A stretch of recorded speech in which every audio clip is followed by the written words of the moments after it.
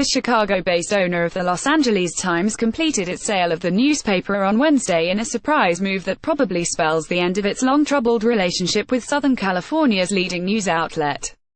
The buyer is Patrick Soon-Shiong, a Los Angeles area physician and a major shareholder of the paper's former parent company, Trunk. Soon-Shiong is the billionaire founder and chief executive of Nant Health, based in Culver City. As part of the $500 million deal, he will also buy its sister newspaper, the San Diego Union-Tribune. News of the sale was first reported by the Washington Post on Tuesday afternoon. The past few months have been particularly chaotic at the Times, with rapid turnover in the paper's top ranks and a major clash between management and journalists over a proposal to have more non-staffers contributing more news content. Ever since Trunk's forerunner company, Tribune Co., acquired the Times in 2000, the newspaper and its parent company have engaged in a cross-country feud about the paper's management and direction. As newspapers have declined in the digital age, the company has ordered round after round of cutbacks, prompting complaints that Tribune was decimating one of the nation's most accomplished journalistic institutions.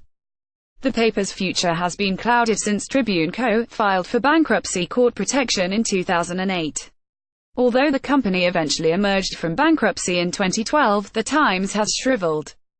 Its news staff has been pared to about 400 from more than 1,300 at its peak in the late 1990s.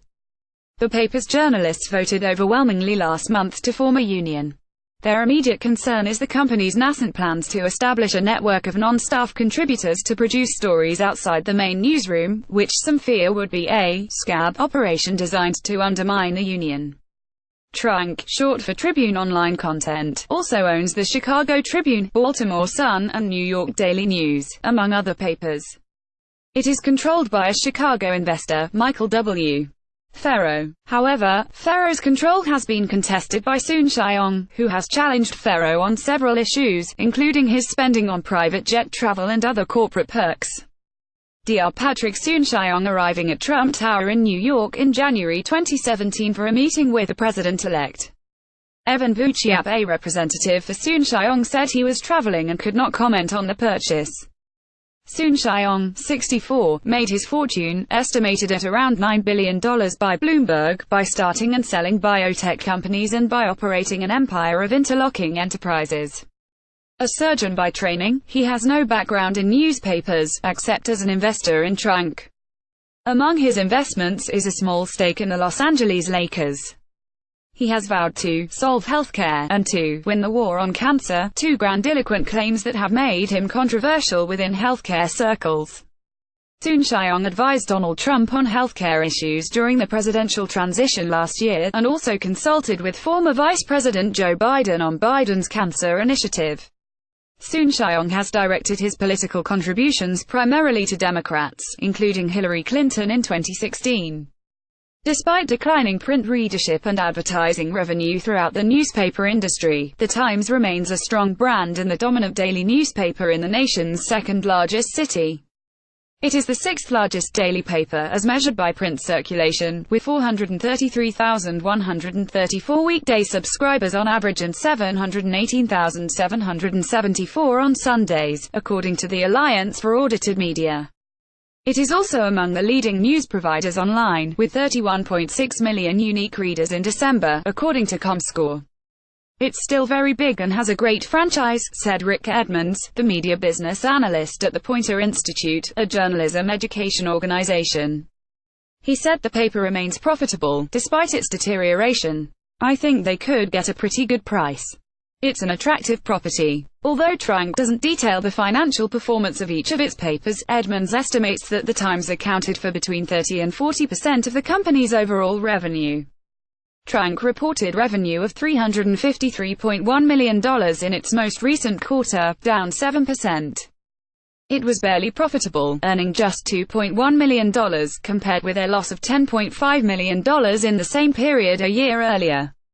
The Los Angeles Times building in downtown Los Angeles, photographed in 2013.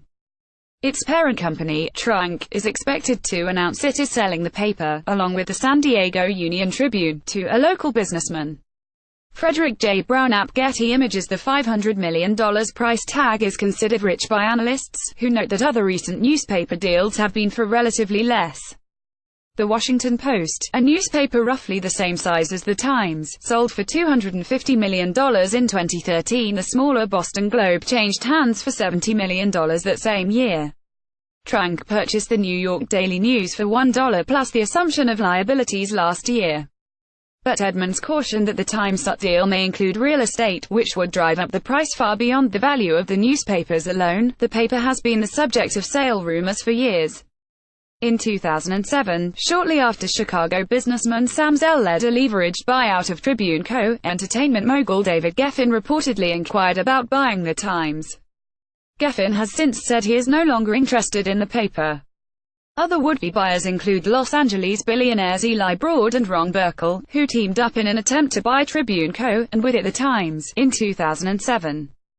Broad expressed interest in the paper again in 2012, telling the Times he wanted to partner with foundations or wealthy families to restore the paper's local ownership. News of a sale caught several Times journalists by surprise, another shock for a newsroom that has been dealing with turmoil in the management ranks and turnover among top editors. Only last week, Trank named Jim Cook, the former editor and publisher of the Chicago Sun-Times, as the Times' new editor-in-chief. The appointment of Cook, a veteran newsman, relieved some of the tension stirred up by his predecessor, Louis Dvorkin, a former Forbes editor who did little to foster a close working relationship with his journalists. Dvorkin lasted just 3 months on the job. He was appointed after Trank fired 4 top editors, including editor-in-chief Davin Maharaj, in August. Meanwhile, Ross Levinson, who was named publisher of The Times in August, was put on leave last month after the disclosure of sexual harassment allegations against him while he worked at other companies. Trank said Wednesday that it had completed its investigation of Levinson and was restoring him to his job. Did not comment on its investigation. Trank acquired the San Diego paper, known as the UT, in 2015 for $85 million. Shortly thereafter, it announced it was laying off 178 employees, almost a third of its staff, as it moved its printing operations to the Times' facilities in Los Angeles. The Times and the UT, however, have otherwise had a limited relationship. The Times regularly publishes their UT's stories in its local news sections, and vice versa. They also share some advertising sales. But the two papers mostly operate autonomously under Trank's ownership. I don't have the impression that they've integrated Los Angeles and San Diego, said Edmonds, the analyst. Although Los Angeles and San Diego are only about 120 miles from each other, people don't care much about Los Angeles news in San Diego and vice versa, he said. Trank tried to consolidate its newspaper holdings in the vast Southern California market in 2016 by buying the Orange County Register, the third major paper in the region, but the purchase was blocked by a federal judge after it was challenged on antitrust grounds by the Justice Department. The Register was sold to another company, Digital First Media. This story, a version of which appeared in Wednesday's print edition, was updated online with new details Wednesday morning.